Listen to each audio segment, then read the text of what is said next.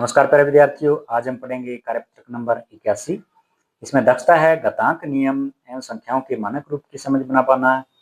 सवाल नंबर 1 है घातांकों के नियमों का प्रयोग करते हुए सरल कीजिए और उत्तर को घातांकीय रूप में लिखिए। इसमें देखो आधार समान है, ये गुणा के रूप में लिखा है तो घातें जुड़ जाती है।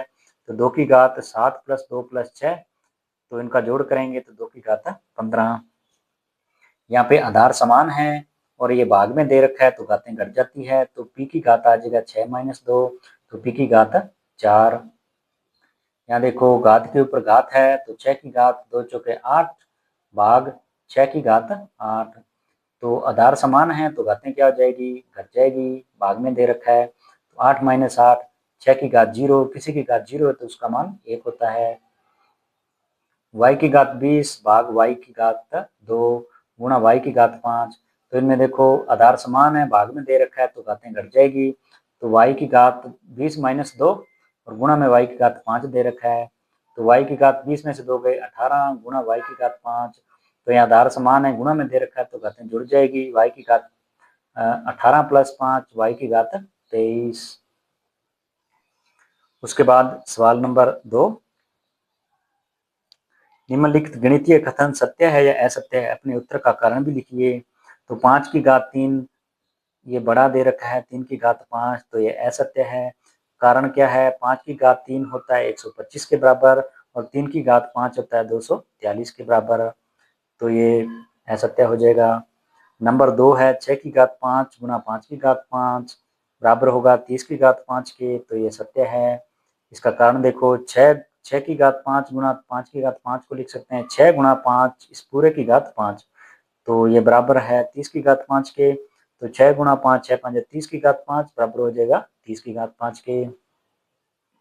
फिर उसके बाद नंबर 3, 108 की घात 0 ये छोटा है 1080 की घात 0, तो ये असत्य हो जाएगा। क्यों हो जाएगा, क्योंकि किसी की घात यदि 0 है तो उसका मान 1 होता है। तो 108 की घात 0 का मान 1 हो जाएगा, 1080 की घात 0 का मान 1 हो जाएगा, तो ये बराबर होने चाहिए, लेकिन ये मान छोटा दे रखा है तो ये असत्य हो जाएगा। 2 की घात 5 गुणा 5 की घात 5 बराबर है 10 की घात 10, तो ये असत्य है।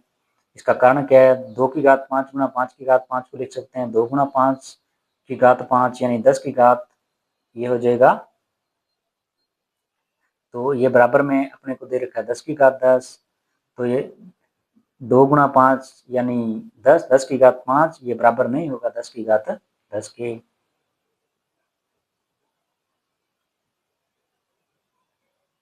उसके बाद सवाल नंबर 3,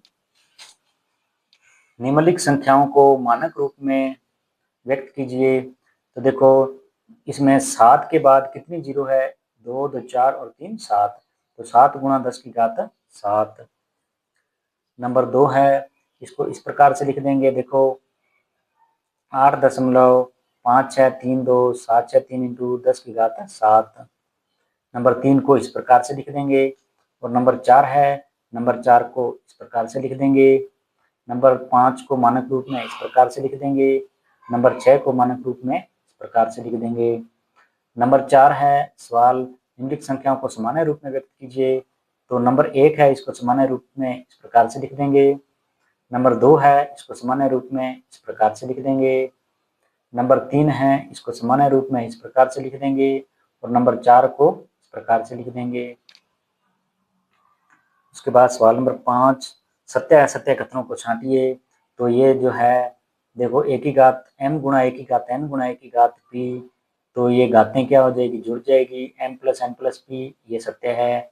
ए की घात m भाग ए की घात n, ए की घात n - m, तो देखो m - n होना चाहिए लेकिन n - m दे रखा है तो ये असत्य है।